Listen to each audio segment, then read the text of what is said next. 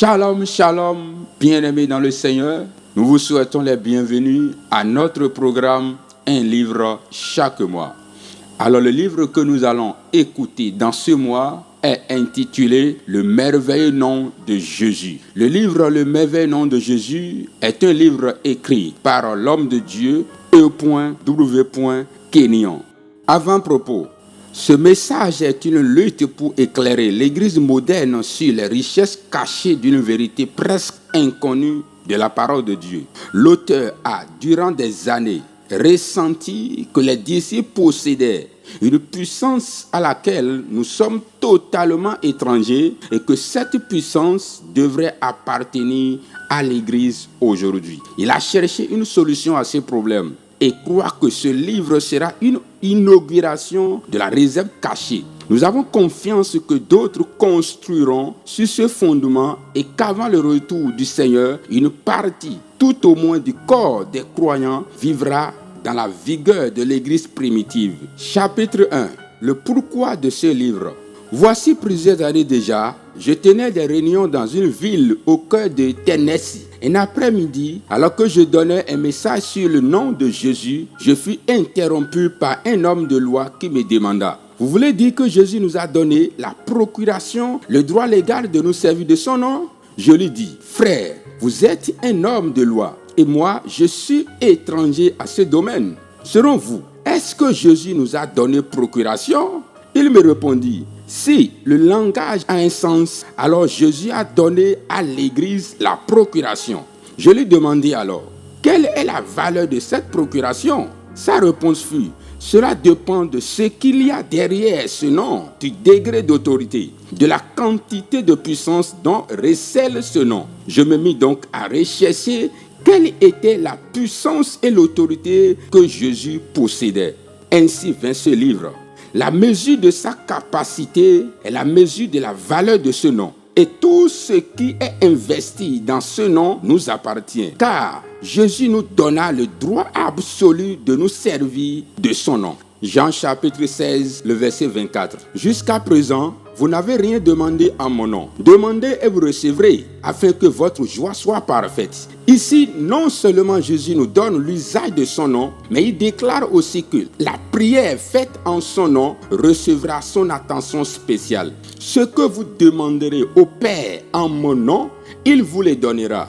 Jésus dit: vous demandez au Père en mon nom, je vais endosser votre demande et le Père vous l'accordera. Ce qui confère à la prière des bases purement légales, car il nous a donné le pouvoir légitime de nous servir de son nom. Lorsque nous saisissons nos privilèges et nos droits dans la nouvelle alliance et que nous prions au nom de Jésus, notre prière passe de nos mains aux mains de Jésus.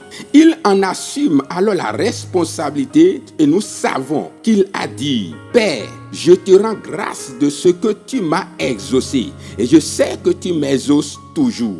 En d'autres termes, nous savons que le Père exauce toujours Jésus. Et lorsque nous prions au nom de Jésus, c'est comme si c'était Jésus lui-même qui faisait la prière. Il prend notre place. La prière, une proposition de business. Ceci place non seulement la prière sur des bases légales, mais en fait une proposition de business. Lorsque nous prions, nous remplaçons Jésus ici pour exécuter sa volonté et lui, il prend notre place devant le Père. Il dit que cela devrait non seulement concerner notre vie de prière, mais que cela pouvait être aussi utilisé dans nos combats contre les puissances invisibles qui nous entourent. Voici les signes qui accompagneront ceux qui auront cru, ou littéralement les croyants. Chaque enfant de Dieu est un croyant. En mon nom, ils chasseront les démons. Ils parleront de nouvelles langues. Ils saisiront les serpents. Ils imposeront les mains aux malades et les malades seront guéris.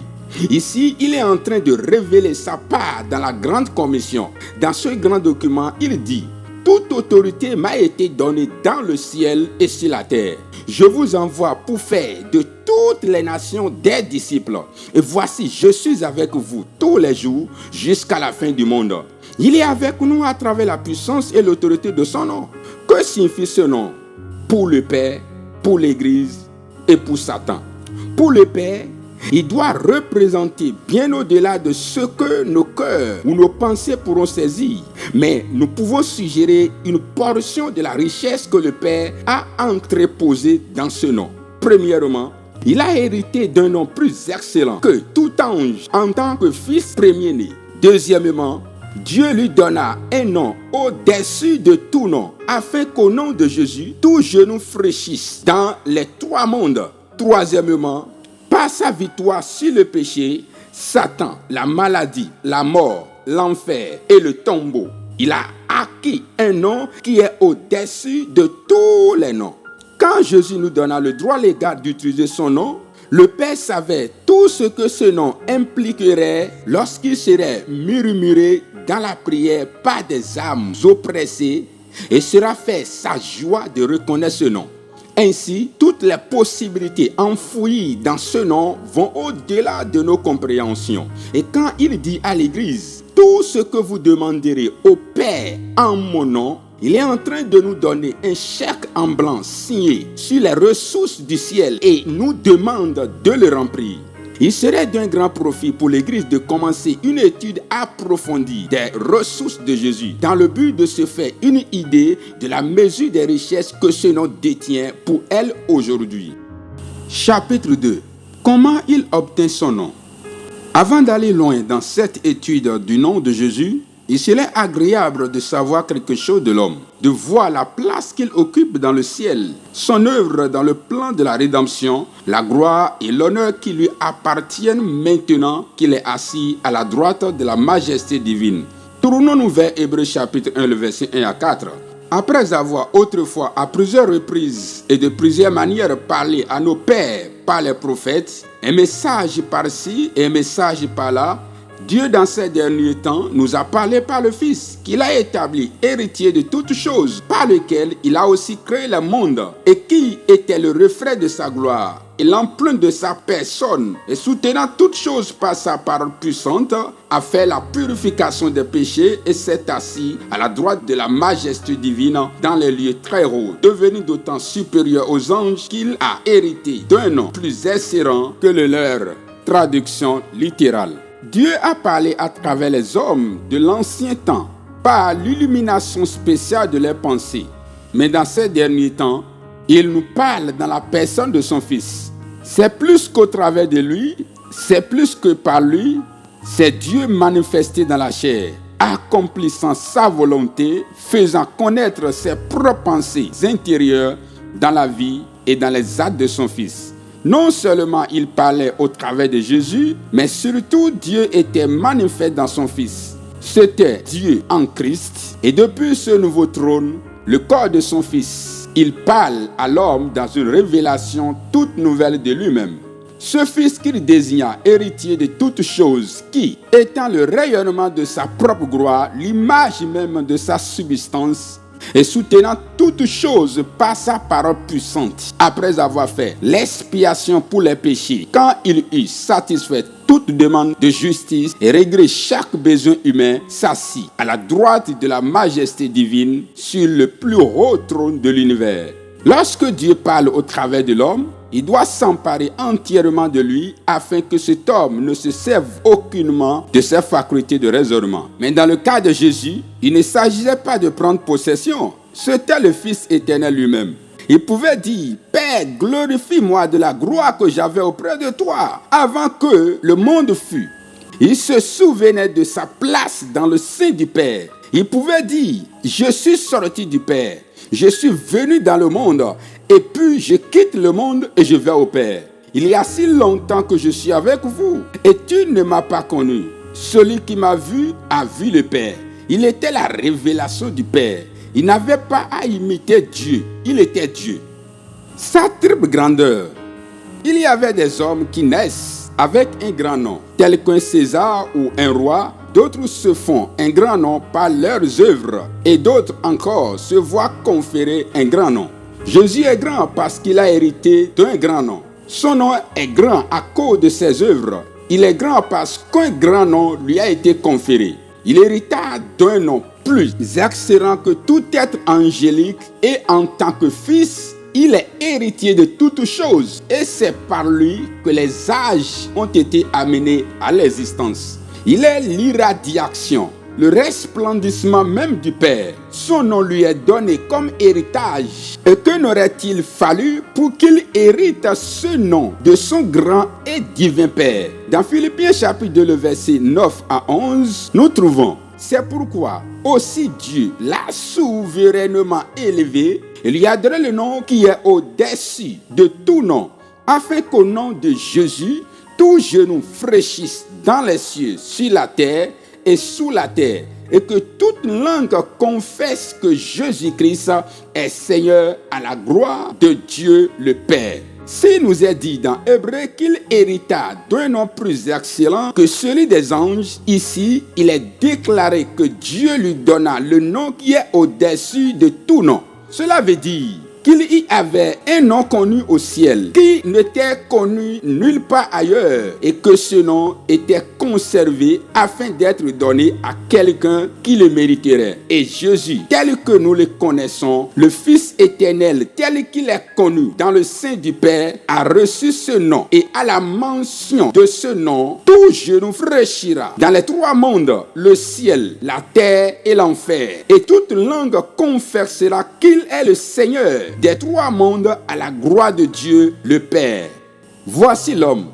C'est cet être divin qui nous a donné le droit d'utiliser son nom. Dans Éphésiens chapitre 1, le verset 17, nous trouvons une prière de Paul, une prière très inhabituelle. Il prie que le Père ouvre les yeux de notre intelligence afin que nous puissions connaître quelque chose des richesses de son héritage pour nous. Et puis que nos yeux s'ouvrent afin que nous voyions quelle est l'infinie grandeur de sa puissance envers nous qui croyons. Il déclare que cela se fait conformément à la force agissante de la puissance de Dieu déployée dans le corps mort de Jésus. Et quand il a ressuscité des morts, il a fait asseoir à sa droite dans les lieux célestes, bien au-dessus de toute domination, de toute autorité, de toute puissance, de toute dignité et de tout nom qui se peut nommer, non seulement dans le siècle présent, mais encore dans le siècle à venir. Et il a donné pour chef suprême à son Église qui est son corps, la plénitude de celui qui remplit tout en tous. Non seulement il hérita d'un nom plus excellent que quiconque dans l'univers, mieux, Dieu ne lui donna pas seulement un nom devant lequel toute créature dans les trois mondes fléchirait le genou et confesserait qu'il est Seigneur. Mais ici, Dieu lui a donné un nom qui est au-dessus de tout nom. Il l'a fait asseoir à la plus haute place de l'univers, l'établissant chef suprême de toutes choses. Pour quel but? Dieu a fait cet investissement à l'avantage de l'Église. Il a réalisé ce dépôt dans lequel l'Église a le droit de puiser pour tous ses besoins.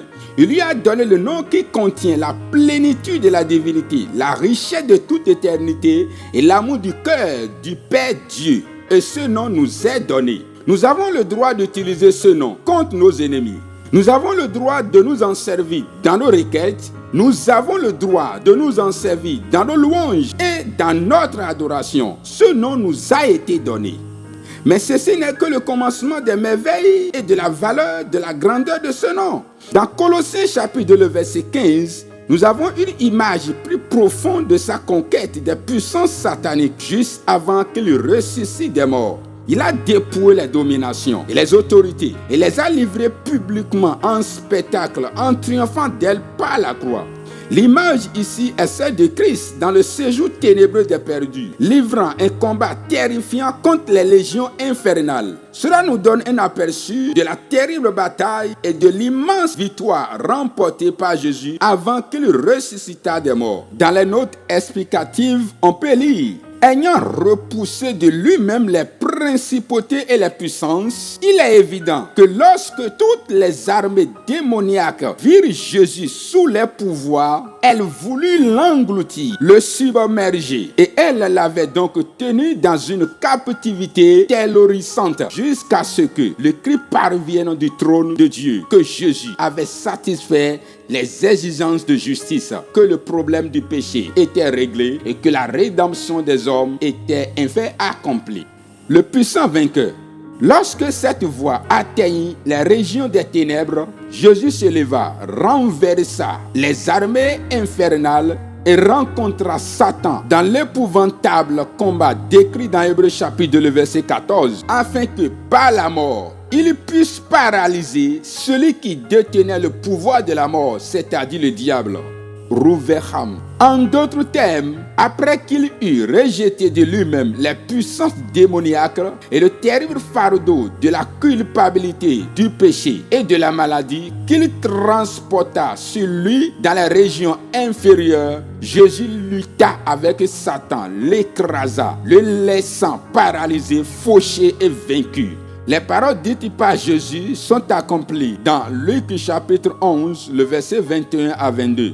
Lorsqu'un homme fort et bien armé garde sa maison, ce qu'il possède est en sûreté. Mais si un plus fort que lui survient et le dompte, il lui enlève toutes les armes dans lesquelles il se confiait et il distribue ses dépouilles. Donc quand Jésus ressuscita d'entre les morts, il avait non seulement les clés de la mort et de l'enfer, mais il possédait aussi l'armure même en laquelle Satan se confiait. Il a vaincu le diable, il a vaincu tout l'enfer et il se dresse devant les trois mondes, le ciel, la terre et l'enfer, comme le vainqueur incontesté de l'ancien destructeur de l'homme. Il conquit Satan devant ses propres cohortes, ses propres serviteurs dans les régions ténébreuses des damnés. Et il se tient là, en ce lieu d'épouvante, vainqueur et maître absolu. Est-il surprenant que, revenant tout fraîchement de si grandes victoires, il dise à ses disciples, « Toute autorité m'a été donnée dans le ciel et sur la terre ?» Il demeure comme maître et souverain de l'univers. Son nom est maintenant au-dessus de tout nom et l'on peut comprendre comment à ce nom tout genou devra fléchir et que toute cette autorité et puissance que Jésus a obtenue par sa formidable victoire se trouve dans ce nom. Et ce nom, il nous l'a donné. L'autorité qu'il a gagnée nous est déléguée dans l'utilisation de son nom. Tout ce qu'il fut est dans ce nom. Tout ce qu'il est aujourd'hui est dans ce nom. Et ce nom est notre. Ce nom lui a été donné afin qu'il nous le donne. Il nous donna son nom afin que nous puissions accomplir la volonté du Père durant cette dispensation dans laquelle nous vivons. Nous savons que l'Église primitive a utilisé cette autorité. L'Église primitive ayant pris la place de Jésus agissait pour lui. Les disciples firent des miracles et ces miracles ouvrirent des portes pour le ministère et le service. L'autorité. Ceci conféra de l'autorité à leur témoignage, une considération dans les communautés où ils prêchaient. Ils possédaient la monnaie du royaume invisible. Dans l'Église primitive, la toute-puissance de Dieu était placée dans ce nom et les disciples s'en servirent avec un audacieux abandon de soi qui est absolument passionnant. Ils crurent en Dieu. Ils vivaient et marchaient dans le règne du surnaturel. C'était l'époque de Dieu sur terre pour les gens, là où ils accomplissaient le ministère. L'utilisation du nom. Cela nous ferait maintenant du bien de regarder les promesses que Jésus a faites concernant l'utilisation de son nom. Et tout ce que vous demanderez en mon nom, je le ferai, afin que le Père soit glorifié dans le Fils. Jean chapitre 14, le verset 13. Ceci est une promesse frappante lorsque nous réalisons que Jésus est assis à la droite du Père, que Jésus occupe la position la plus élevée de tout l'univers en tant que tête de l'Église. Voici la promesse privilège. Jusqu'à présent, vous n'avez rien demandé en mon nom. Demandez et vous recevez afin que votre joie soit parfaite. Jean chapitre 16, le verset 24. Jésus dit, jusqu'à maintenant ou jusqu'à présent, vous n'avez jamais prié en mon nom. Mais maintenant, tout ce que vous demanderez au Père en mon nom, il vous le donnera.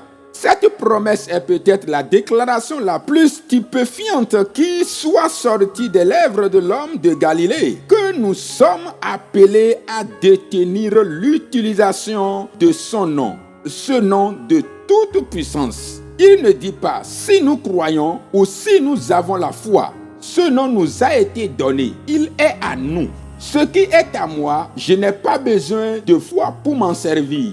Lorsque nous naissons dans la famille de Dieu, le droit d'utiliser le nom et le privilège de nous en servir surviennent avec la nouvelle naissance. Toute l'autorité investie dans ce nom est donnée afin de donner gloire au nom du Père, afin que le Père soit glorifié dans le Fils. Ce Fils qui était un rejeté sur terre et fut crucifié, cloué, dénudé devant le monde, son nom s'en va résonnant jusqu'à la fin des temps. Partout la honte de la croix est passée, là aussi iront la gloire, le pouvoir, la puissance et l'honneur de ce nom. Partout les hommes auront ridiculisé Jésus, ce nom progressera. Partout les hommes auront maudit cet homme, ce nom pénétrera avec son omnipotence, sa puissance et sa force, répandant bénédiction et guérison et reconfort sur la race humaine, et puis l'honneur et gloire à Dieu le Père.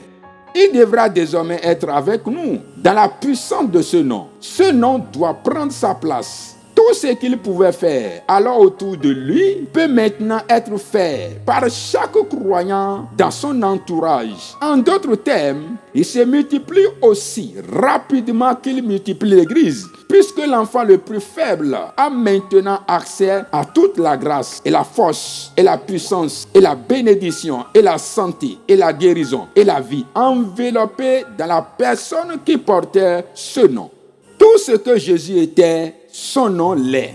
Tout ce que Jésus était, ce nom le sera toujours, tout au long de ce temps de grâce.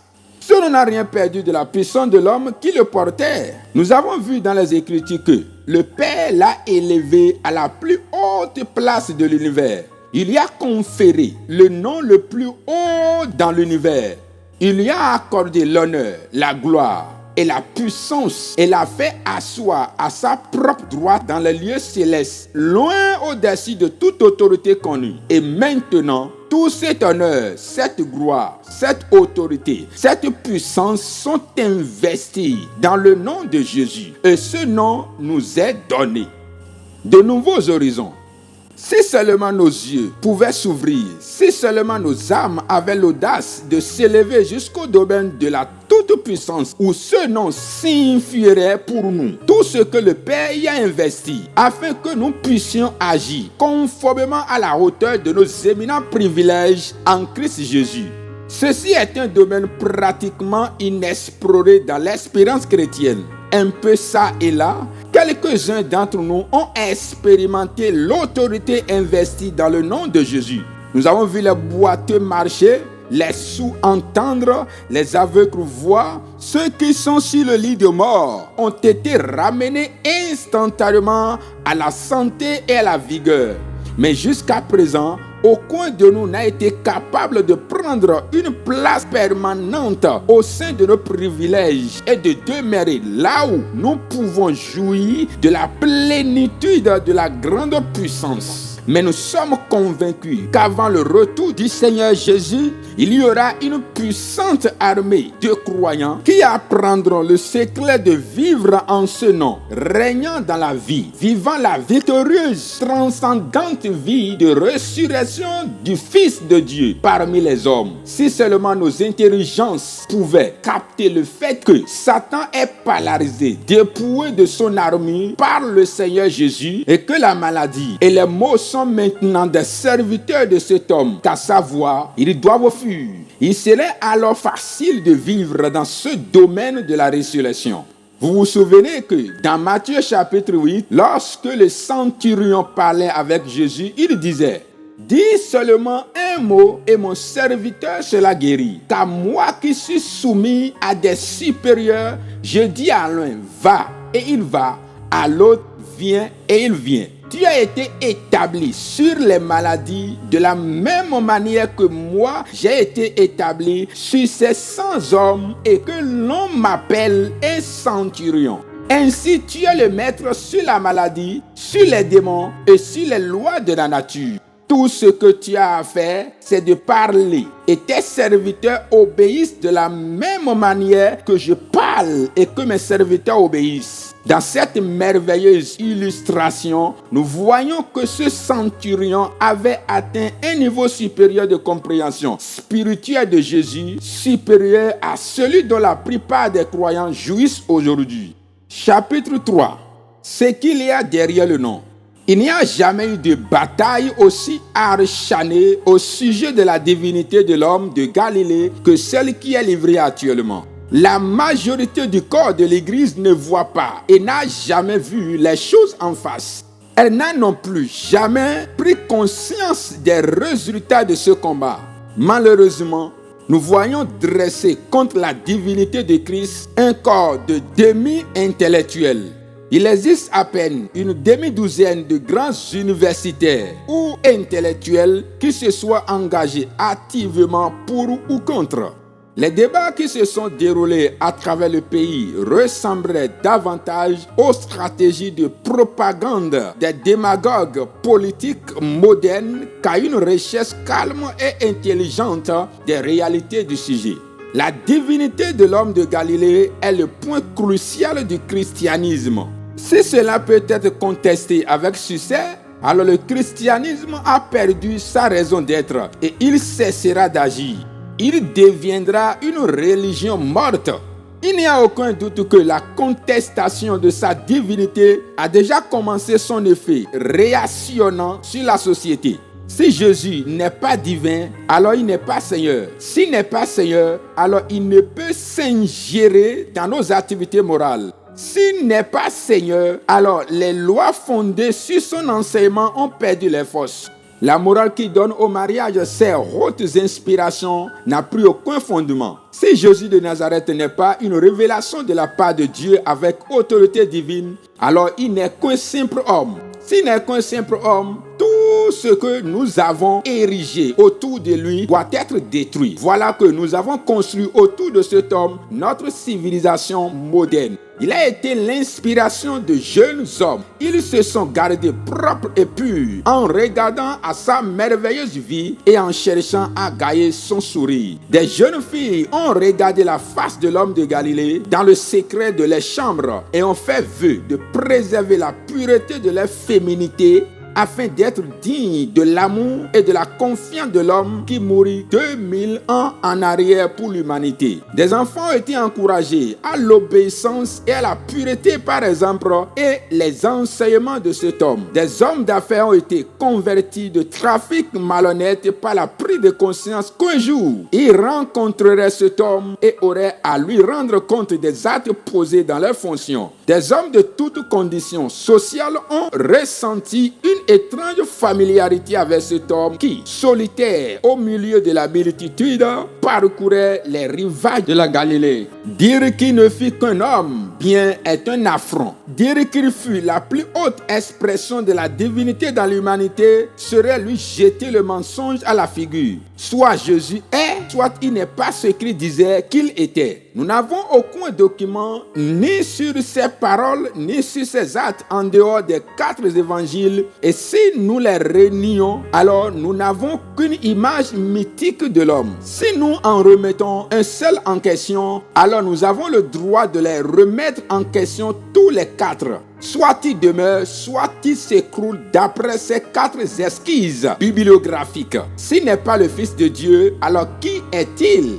Je veux croire qu'il est une incarnation. Je veux croire qu'il a résolu le problème du péché. Je veux croire qu'il est mort pour mon péché et qu'il est ressuscité pour ma justification. Je veux croire qu'il est maintenant assis à la droite du Père comme intercesseur et comme médiateur de la race humaine. Je veux croire que ce qu'il a dit au sujet du ciel est vrai. Il y a plusieurs demeures dans la maison de mon Père. Si cela n'était pas, je vous l'aurais dit. Je vais vous préparer une place. Et lorsque je m'en serai allé et que je vous aurai préparé une place, je reviendrai et je vous prendrai avec moi. Le scepticisme ne contient aucune garantie pour mon avenir. Non seulement la civilisation a été construite autour de cet homme, mais il a été érigé au cœur de la civilisation. Si vous détruisez son caractère, sa position, sa place, alors la civilisation doit se désintégrer. Le courant de crime et d'illégalité qui est en train de s'étendre sur le pays n'est rien d'autre qu'un dérivé de la contestation des modernistes quant à son intégrité. Chapitre 4. L'utilisation du nom. Cela pourrait être une étude bénéfique pour nous de remarquer le nom dans le plan du salut et son rapport avec le croyant dans sa vie chrétienne. Elle enfantera un fils et tu lui donneras le nom de Jésus, car c'est lui qui sauvera son peuple de ses péchés. Voici la vierge sera enceinte. Elle enfantera un fils et on lui donnera le nom d'Emmanuel, ce qui signifie Dieu est avec nous. Matthieu chapitre 1, le verset 21 et le verset 23. Le nom Jésus est inséparablement connecté au salut. Le nom même est rempli de musique pour une âme repentante. Il n'y a de salut en aucun autre, car il n'y a sous le ciel aucun autre nom qui ait été donné parmi les hommes par lequel nous devions être sauvés. Actes chapitre 4, le verset 12. C'est le seul nom par lequel le pécheur s'approche du grand Dieu, le Père. C'est le seul nom qui lui donne la possibilité d'être entendu. C'est le seul nom qui lui révèle le ministère de médiation de Jésus. Les baptisants au nom du Père, du Fils et du Saint-Esprit. Repentez-vous et que chacun de vous soit baptisé au nom de Jésus-Christ pour le pardon de vos péchés et vous recevez le don du Saint-Esprit. Non seulement sommes-nous sauvés par ce nom, mais le croyant est baptisé en ce nom. Et nous trouvons dans le même verset que non seulement nous sommes baptisés en ce nom, mais sur le fondement de ce nom, nous recevons aussi le don du Saint-Esprit. Puis Jésus nous donna ses promesses de l'utilisation de son nom dans la prière. Tout ce que vous demanderez en mon nom, je le ferai, afin que le Père soit glorifié dans le Fils. Si vous demandez quelque chose en mon nom, je le ferai. Si vous m'aimez, gardez mes commandements. Jean chapitre 14, le verset 13 à 15. Jusqu'à présent, vous n'avez rien demandé en mon nom. Demandez et vous recevez, afin que votre joie soit parfaite. Jean chapitre 16, le verset 24. Dans Actes chapitre 3, le verset 1 à 6, nous entendons Pierre dire, « Je n'ai ni argent ni or, mais ce que j'ai, je te le donne. Au nom de Jésus-Christ de Nazareth, lève-toi et marche. » Les hommes sont baptisés en ce nom. Les hommes prient en ce nom. Et maintenant, en ce nom, l'impotent et le désemparé se lèvent et marchent. Dans Actes chapitre 7, le verset 18, nous voyons l'apôtre Paul chassant un démon d'une fille possédée, le délivrant et secouant la ville d'Éphèse jusqu'à ses fondations. Quelle puissance ce nom détient pour l'Église aujourd'hui! Car là où 2 ou 3 sont rassemblés pour mon nom, je suis au milieu d'eux. Matthieu chapitre 18, le verset 20. On enseignait aux assemblées lorsqu'elles se réunissaient que c'était autour de ce nom qu'elles se réunissaient. Combien les cœurs des disciples devaient être émus lorsqu'ils réalisaient, pendant qu'ils se réunissaient dans leurs petites assemblées, que ce nom était le centre autour duquel tout tournait, que leurs prières étaient adressées à travers ce nom, et qu'en ce nom les malades étaient guéris, qu'en ce nom les démons étaient chassés, qu'en ce nom le Saint-Esprit descendait sur les croyants, qu'en ce nom ils adoraient. Qu'en ce nom, le nom du Seigneur dont la présence était devenue invisible, toute l'œuvre de l'Église primitive s'accomplissait. Dans Colossiens chapitre 3, le verset 17, il leur a été enseigné de faire toutes choses en ce nom. Dans Éphésiens chapitre 5, le verset 20, de rendre continuellement grâce pour toutes choses en ce nom. Dans 1 Corinthiens chapitre 6, le verset 11, qu'ils étaient lavés, sanctifiés, justifiés en ce nom. Dans Hébreux chapitre 3, le verset 15, de confesser son nom. Dans Jacques chapitre 5, le verset 14, d'oindre les malades au nom du Seigneur.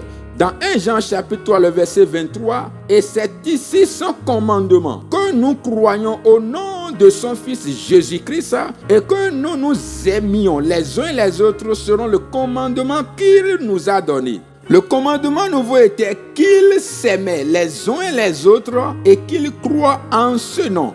Nous pouvons voir par là que le nom de Jésus touchait chaque phase de la vie de l'Église dans ses premiers jours, que ce nom remplissait une place spéciale dans leurs pensées, dans leurs prières et dans leur prédication à laquelle nous sommes totalement étrangers aujourd'hui.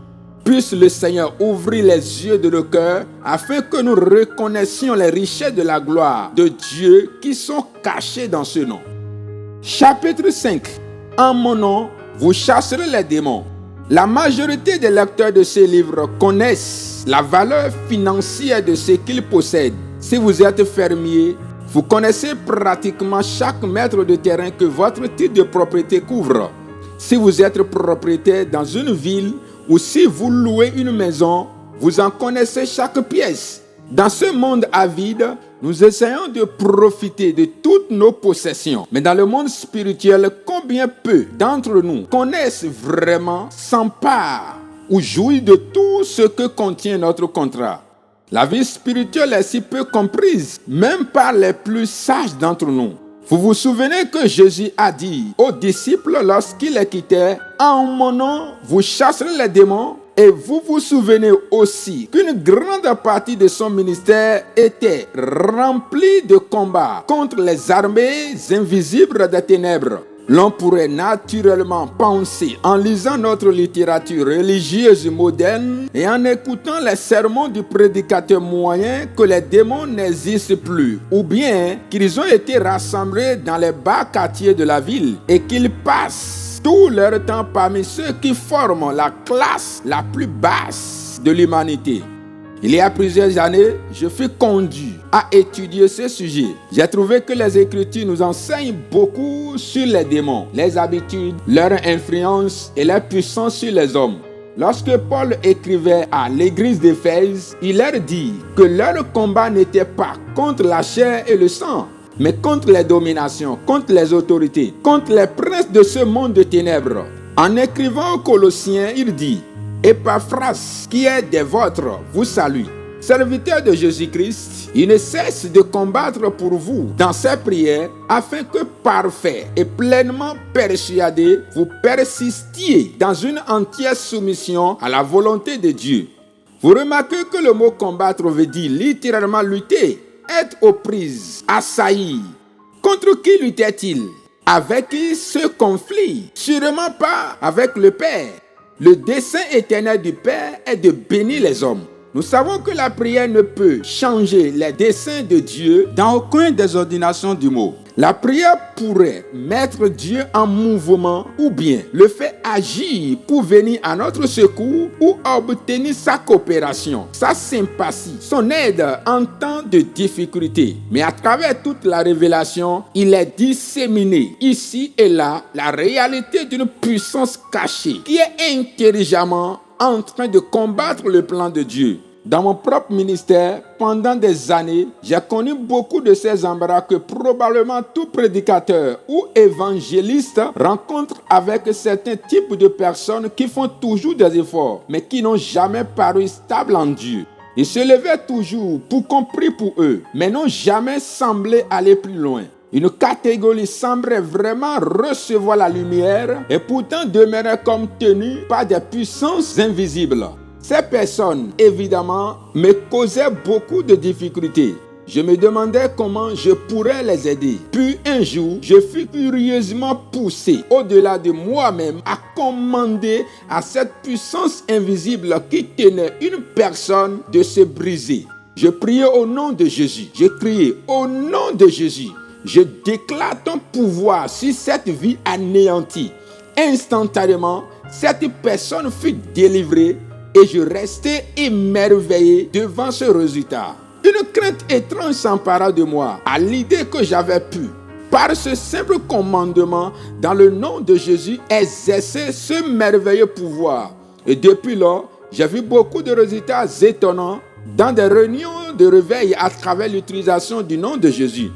J'ai découvert que la raison pour laquelle beaucoup d'hommes ne pouvaient accepter Jésus comme leur sauveur était parce qu'ils étaient liés par le pouvoir des démons. Les gens sont affamés, ils veulent être délivrés du péché, ils aspirent à la vie éternelle. Mais beaucoup d'entre eux sont incapables de se libérer des liens qui les emprisonnent. Des centaines de personnes m'ont dit, je ne peux pas devenir chrétien. Je voudrais bien, mais quelque chose me retient. J'ai simplement posé ma main sur les épaules et dit, au nom de Jésus de Nazareth, j'ordonne à la force qui vous retient de se briser. Et maintenant, en son puissant nom, relevez-vous. Avec des larmes de joie, ils ont obéi. J'ai prié avec des hommes qui étaient liés par certaines habitudes, le tabac, l'alcool, les convoitises. Et dans le même nom, je les ai vus délivrés, le plus souvent instantanément. J'ai rencontré des chrétiens qui étaient incapables de témoigner ou de diriger la prière lors des réunions publiques, qui sentaient leur bouche fermée, quoique leur cœur criait liberté. J'ai à peine rencontré un cas pour lequel j'ai prié en ce nom, déclarant la force anéantie qui n'est pas à obtenir la délivrance immédiate. Dans le domaine de la guérison divine, j'ai vu des cas qui auraient ému le pays entier, fussent-ils connus. Une femme qui était presque aveugle fut guérie par la puissance du nom de Jésus, au point qu'elle peut lire aujourd'hui et cela sans lunettes. D'autres ont été guéris de maladies cardiaques et autres infirmités diverses. Beaucoup de ces cas trouvaient très difficile l'obtention de la guérison. J'ai prié plusieurs fois pour eux et compris que la difficulté se trouvait dans le fait qu'ils étaient prisonniers, liés par la puissance des démons. Ils étaient délivrés lorsque je disais, au nom de Jésus, démons, quittez ce corps. Je ne peux concevoir comment un travail efficace puisse se faire aujourd'hui ou comment les croyants peuvent être dans une position de victoire continuelle s'ils ignorent que la source de leurs dangers se trouve dans la puissance démoniaque et que la puissance pour la conquérir se trouve dans le nom de Jésus de Nazareth, le Fils de Dieu. Plus vite nous comprendrons que l'air même qui nous entoure est rempli de forces hostiles qui essaient de détruire notre communion avec le Père et de nous priver de notre utilité dans le service de notre Maître, mieux cela vaudra pour nous. 3 choses sont nécessaires pour prier et obtenir la délivrance et la victoire sur les démons. D'abord, nous devons être des enfants de Dieu. Deuxièmement, nous ne devons avoir aucun péché non confessé ou non pardonné, car si nous en avons, les démons riront de nos prières. Troisièmement, nous devons connaître la puissance du nom de Jésus et savoir comment l'utiliser. Lisez attentivement le livre des Actes et remarquez comment les disciples utilisaient ce nom. Amis lecteurs, si votre vie jusqu'ici a été déchue et liée par la puissance de l'adversaire, relevez-vous maintenant en ce nom tout puissant de Jésus, rejetez l'ennemi, saisissez votre délivrance, allez et délivrez-en d'autres. En son nom. Que veut dire l'expression en son nom? Nous savons que l'expression en Christ, telle qu'elle est utilisée environ 130 fois dans le Nouveau Testament, nous montre la position du croyant, sa position légale, sa place dans la famille et les plans ou programmes de Dieu. Lorsque Jésus donna à l'Église primitive le droit d'utiliser son nom, ce droit signifiait que les disciples devaient le représenter. Ils étaient en train d'agir à sa place. Et quand ils priaient au nom de Jésus, c'était comme si Jésus lui-même était en train de prier. Je veux dire que nous prenons la place de Christ et nous agissons en tant que représentants de Christ. Christ est à la droite du Père. Nous sommes ici comme ses représentants, non seulement collectivement, mais aussi individuellement. Quand nous prions au nom de Jésus, nous sommes en train de prendre la place de Christ absent. Nous sommes en train d'utiliser son nom, en train d'utiliser son autorité, afin d'accomplir sa volonté sur la terre. Quand nous disons « Père », nous demandons ceci au nom de Jésus, nous sommes en train de prier de façon représentative. Nous sommes en train de dire « Père », Jésus est là-haut, assis à ta droite, et il nous a donné la délégation de pouvoir pour accomplir ta volonté sur la terre. Voici donc ce grand besoin. Nous te demandons en son nom du pouvoir. Ce besoin peut être pour les finances, il peut être pour la puissance dans le ministère, il peut être pour le salut des âmes, il peut être pour la guérison d'un malade. Cependant, nous prenons la place de Jésus et nous utilisons le nom de Jésus exactement comme si Jésus lui-même était là. La seule différence est qu'au lieu que ce soit Jésus qui le fasse, nous le faisons pour lui et nous le faisons sur ses ordres. Il nous a donné la même autorité qu'il avait lorsqu'il était ici. Et la position en Christ du croyant lui donne auprès du Père la même position que celle que Christ avait lorsqu'il était ici. Cet emploi illimité du nom de Jésus nous révèle la confiance absolue qu'a le Père en l'Église. Cela est en lui-même un défi. La simplicité avec laquelle Pierre utilisait le nom de Jésus dans le livre des Actes nous oblige à croire que Pierre était conscient qu'il agissait à la place de Jésus avec la même autorité que Jésus avait. Vous remarquerez qu'il ne s'arrête même pas afin de prier pour un malade. Tout ce qu'il fait est de dire « Au nom de Jésus, lève-toi et marche ». Absolument rien n'indique qu'il essayait d'exercer d'aucune manière que ce soit ce que nous appelons la foi. La chose se réduisait dans l'église primitive à un simple contrat d'affaires. Ils se souvenaient de ce qu'avait dit le maître et pour eux, ce qu'il a dit est vrai. Il a dit, tout ce que vous demanderez au Père en mon nom, je vous le donnerai. Ils n'ont pas discuté ça. Ils ne se sont pas inquiétés à propos de ça. Ils ne se sont pas arrêtés pour analyser ce que cela voulait dire. Tout ce qu'ils firent fut d'agir sur les paroles de Jésus. Ils ne comprenaient pas tout ce que Paul nous révéla plus tard dans Romains, Galates et Éphésiens. Mais ils savaient que Jésus leur avait donné le droit d'utiliser ce nom. Et ils exerçaient ce droit avec la simplicité d'un enfant. Il me semble que c'est ce que nous avons besoin de faire aujourd'hui. En mon nom, vous chasserez les démons. En mon nom, vous imposerez les mains aux malades et ils seront guéris. Ceci fut octroyé aux croyants et nous sommes des croyants. Tout ce que vous demanderez au Père en mon nom, il vous le donnera est une déclaration assez simple pour que n'importe qui la comprenne. Nous avons été publiquement baptisés en ce nom et spirituellement, nous avons été placés en Christ par la nouvelle naissance de sorte que nous faisons maintenant partie de la vigne en tant que branche. Et la vigne, c'est Christ.